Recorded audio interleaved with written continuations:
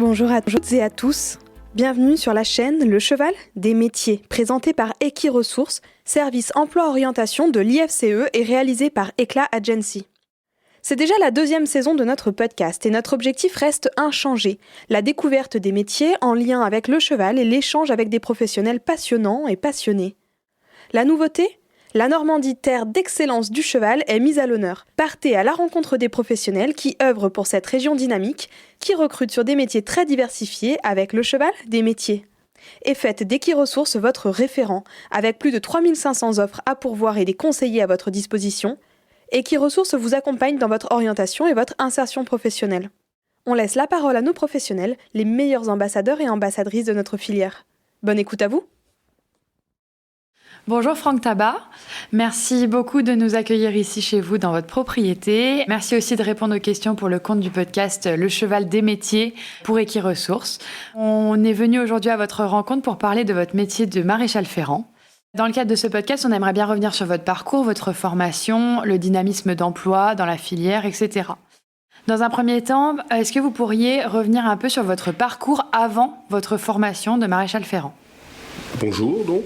Oui, donc mon parcours avant de devenir maréchal ferrant, je suis allé au lycée à Saint-Lô, j'ai fait un bac D.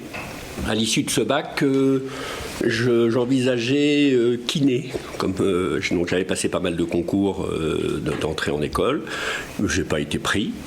Parallèlement à ça, on va dire, mes parents avaient une ferme équestre. Mon père avait monté une ferme équestre, ici même.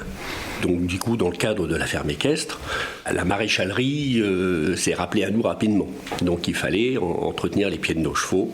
Et mon père, en autodidacte, avait commencé un petit peu à entretenir les pieds, à ferrer les chevaux. Du coup, forcément, des questionnements, des problèmes sur certains chevaux. Donc il fallait essayer de résoudre ça.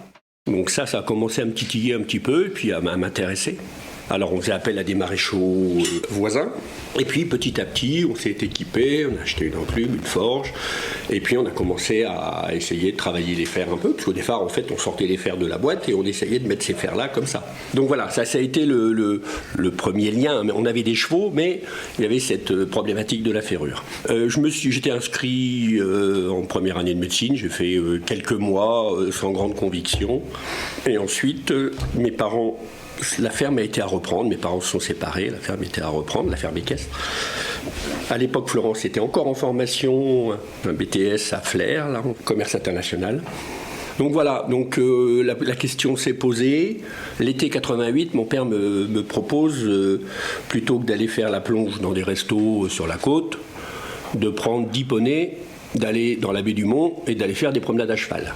On a trouvé un endroit, une petite ferme, dans lequel on a aménagé un petit bâtiment avec des stalles. Et puis on a pris 10 poneys et on a mis une caravane sous un hangar à côté. Et puis on a fait de la prestation de promenade à cheval tout l'été. Et à l'issue de cet été, on est rentré ici. Et donc un peu réunion familiale, la ferme est à reprendre, qu'est-ce que vous faites, est-ce que ça vous intéresse ou pas ?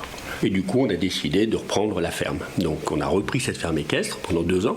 Moi j'avais pas fait mon service militaire, donc forcément à un moment donné j'avais fait un report, puisque j'avais commencé la médecine, donc j'avais fait un report. Puis là ils m'ont dit non, il faut que vous fassiez votre service militaire. J'avais essayé d'être soutien familial, mais ça passait pas. Donc il a fallu qu'on arrête la ferme, qu'on trouve quelqu'un pour remplacer. En fait, moi je louais l'infrastructure à ma maman, qui a trouvé quelqu'un d'autre, qui a repris le relais sur la ferme équestre, et je suis parti faire mon service militaire. Avant de faire mon service militaire, j'ai pu faire une formation de maréchalerie. J'ai fait une formation de maréchalerie au haras de Rosières-aux-Salines, à côté de Nancy, et à l'issue de ça, j'ai fait mon service militaire comme maréchal ferrant.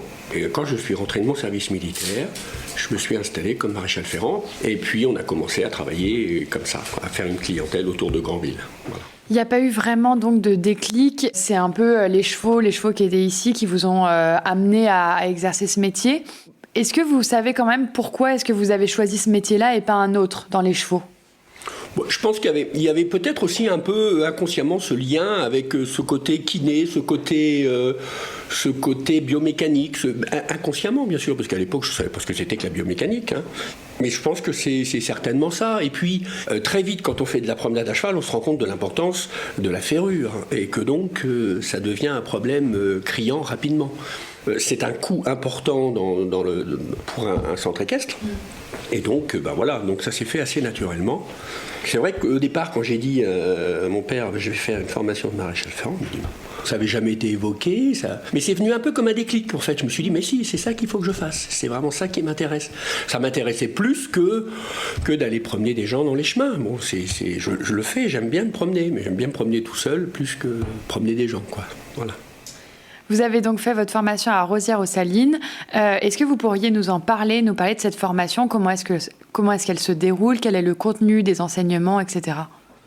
Alors, c'était une formation qui se déroulait donc sur une année civile, avec un test de sélection au départ.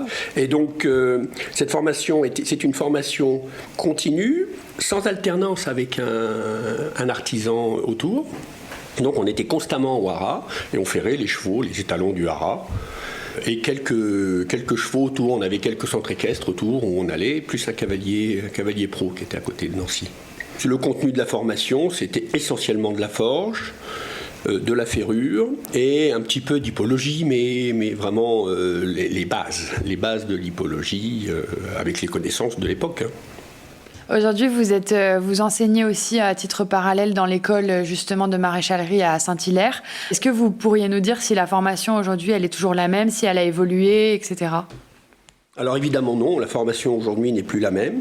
On est toujours sur les bases d'un CAP qui reste le diplôme de référence, le diplôme obligatoire à l'installation, mais les connaissances sont plus les mêmes. La compréhension de la biomécanique du cheval a complètement évolué parce que les moyens d'investigation ont évolué. Aujourd'hui on a des caméras haute vitesse qui nous permettent de bien décrire la foulée d'un cheval, de comprendre comment fonctionne le pied d'un cheval.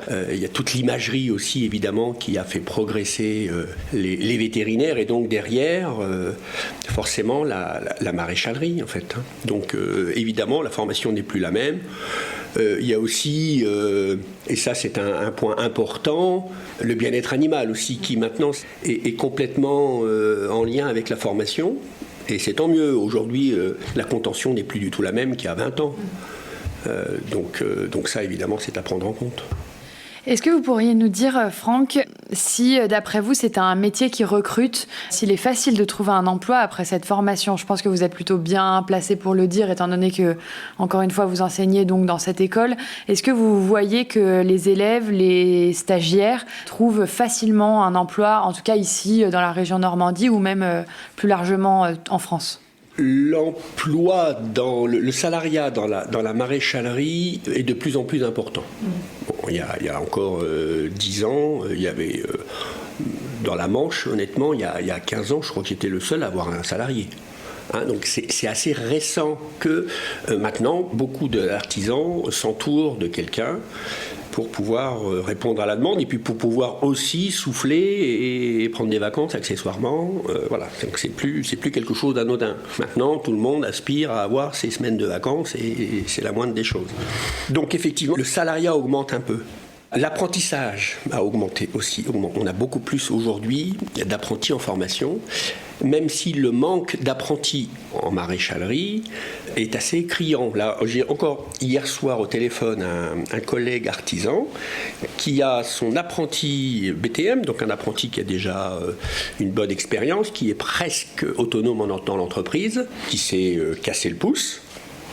C'est un artisan qui connaît beaucoup de maréchaux, donc qui a quand même un accès à beaucoup d'informations sur les collègues et sur leur capacité à trouver quelqu'un. Et là, il ne trouve personne. Il ne trouve pas de remplaçant pour son jeune pour le mois qui vient, quoi. Et on a essayé de battre la campagne, là, essayé de voir, et c'est assez compliqué.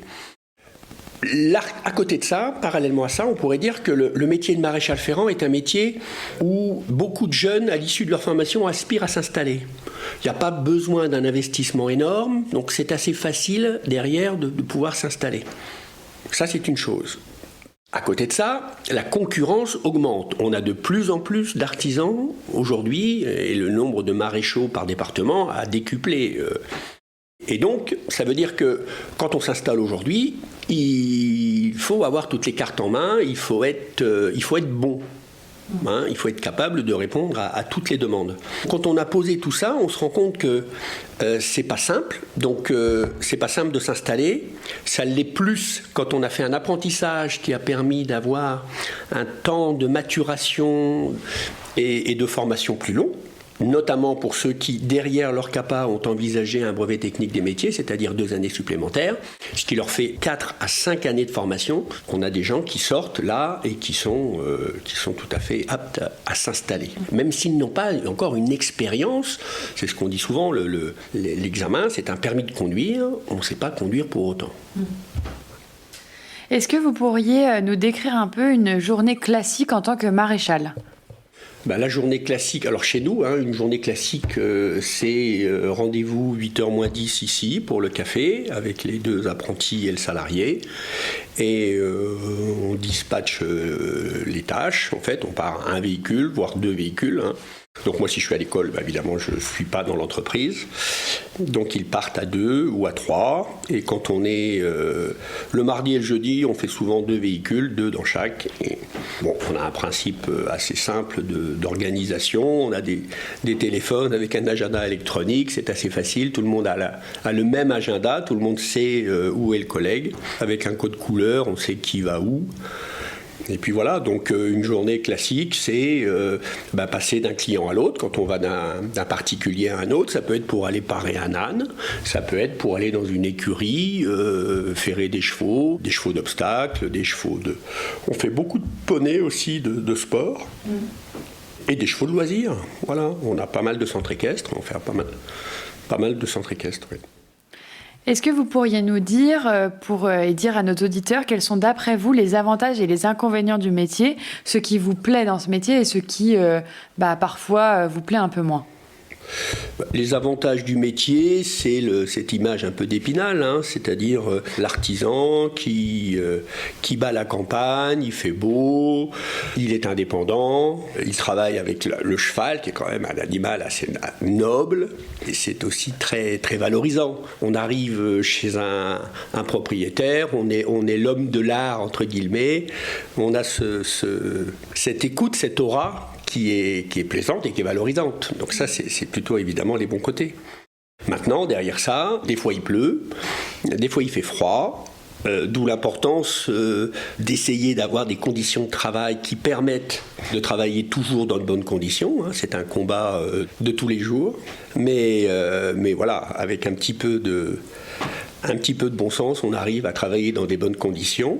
C'est un travail physique, ça il ne faut pas le nier, c'est un travail destructeur physiquement. Ça fait 34 ans, je le sens tous les jours. Il faut essayer de se préserver. Aujourd'hui, on a quand même tout un tas d'outils qui nous permettent de travailler de façon plus facile, entre guillemets. On a aussi besoin d'avoir des chevaux bien éduqués, bien formés, bien dans leur tête. Aujourd'hui, on va pas se battre pour ferrer un cheval.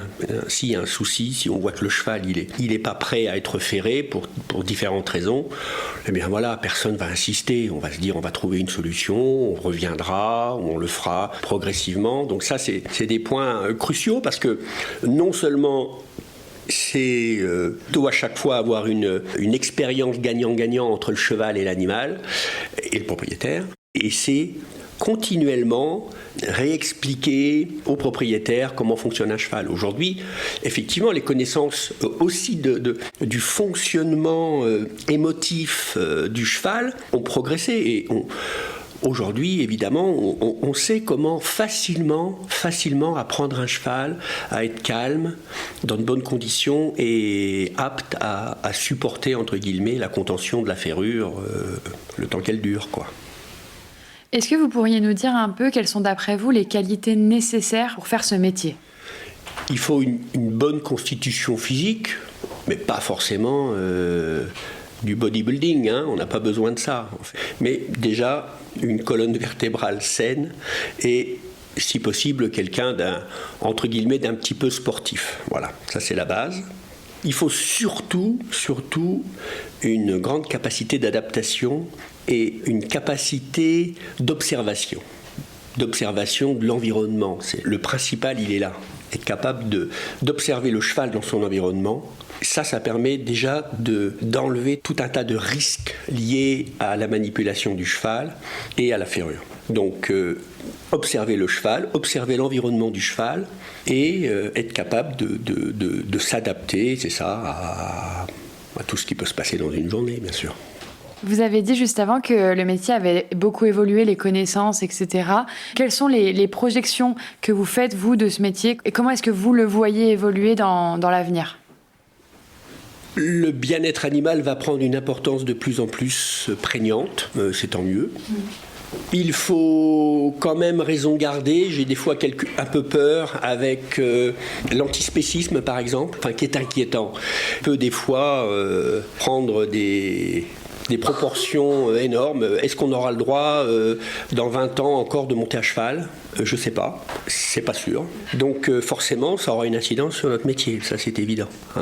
Nous, notre métier, c'est de préserver au mieux un cheval, de faire en sorte que ce cheval soit confortable dans toutes circonstances.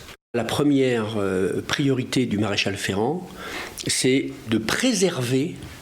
C'est pas de couper des pieds, c'est pas d'enlever de la corne, on n'est pas payé au kilo de corne qu'on met par terre. C'est de préserver une boîte cornée qui est là pour protéger des tissus internes mous en général et une colonne osseuse. C'est vraiment ça qui aujourd'hui transpire le plus. On a maintenant énormément d'alternatives aussi. On a aussi tout ce débat sur le pied nu, pas le pied nu, faut-il ferrer un cheval ? Quels sont les inconvénients du ferrage ? On sait bien qu'un cheval, idéalement un cheval c'est fait pour marcher pieds nus. Et c'est comme ça que le cheval doit pouvoir se déplacer au mieux. Malgré ça, une fois qu'on a dit ça, on sait qu'on a beaucoup de chevaux qui usent trop leurs pieds, donc on est obligé de les ferrer. Les gens comprennent pas trop. En fait, on dit souvent, oui, mais dans le trotteur, personne ne ferre les chevaux et ça va bien. Bon, celui qui a un petit peu de connaissance du cheval, il sait très bien que le cheval, il court pieds nus, mais qu'un quart d'heure avant la course, il avait des fers, un quart d'heure après la course, il a des fers. Et que justement, les fers sont là pour préserver cette quantité de cornes et permettre au cheval de pouvoir, pour la course, ne pas avoir de fers. Le poids étant l'ennemi de la vitesse, on comprend bien qu'un cheval qui n'a pas de fers, va plus vite qu'un cheval qui a des fers. Pour finir, Franck, est-ce que vous auriez des conseils à donner aux jeunes qui souhaiteraient faire le même métier que vous ? Des conseils, je sais pas, mais restez curieux. Restez curieux. On apprend tous les jours. Les chevaux savent nous faire mentir tous les jours. Celui qui a cette capacité à tirer profit de toutes les expériences de chaque prestation qu'on va pouvoir faire autour d'un cheval, il va progresser plus vite. Celui qui n'arrive pas à dégager cette expérience, à tirer profit aussi bien des choses que l'on va faire correctement que des fois des problèmes qu'on va rencontrer, il progressera moins vite. Donc il faut être curieux et vigilant. Merci beaucoup pour vos propos très instructifs et je vous souhaite de passer une très bonne journée. Merci à vous, bonne journée également. Pour compléter les propos de notre invité, nous sommes partis à la rencontre de Céline Saillet, conseillère emploi et formation chez Equiresources. Alors, ne bougez pas, nous donnons la place au mot du conseiller Equiresources. Pour devenir maréchal ferrant, pas de mystère, il faut obtenir le CAP agricole maréchal ferrant. Et il est possible de compléter ensuite cette formation avec le brevet technique des métiers de maréchal ferrant, BTM maréchal ferrant. Toute la journée au contact du cheval, le maréchal ferrant travaille non seulement avec ses mains, mais sollicite également tout son corps. C'est un métier qui demande une grande dextérité manuelle et une très bonne résistance physique. En plus de solides connaissances de l'anatomie du cheval, de son appareil locomoteur et de biomécanique, le maréchal doit savoir manipuler et s'adapter à tout type d'équidés, plus ou moins bien dressés et conciliants. Calme et patience seront ses meilleurs atouts. Sans cesse en déplacement pour aller chez ses clients, il devra s'adapter à leurs diverses demandes et collaborer avec les vétérinaires. Pour être un bon maréchal ferrant, il vous faudra avoir l'esprit ouvert pour apprendre en permanence et se perfectionner. Beaucoup de maréchaux exercent à leur compte. Des connaissances en comptabilité et gestion et un très bon relationnel seront nécessaires. Il est toutefois possible d'exercer en tant que salarié. 25 offres d'emploi sont diffusées en moyenne par an sur le site d'Equiresources depuis 2017. Pour en savoir plus, vous pouvez consulter la fiche métier maréchal ferrant sur le site equiresources.fr. N'hésitez pas à contacter les conseillers d'Equiresources pour vous accompagner dans votre orientation. Cet épisode vous a été présenté par Equiresources, service de l'IFCE. Nous tenons à remercier notre invité du jour ainsi que tous les partenaires d'Equiresources, la région Normandie, le pôle Hippolia, le pôle emploi, la FASEC, la PECITA et le Conseil des chevaux de Normandie. Le cheval, des métiers, une production Éclat Agency.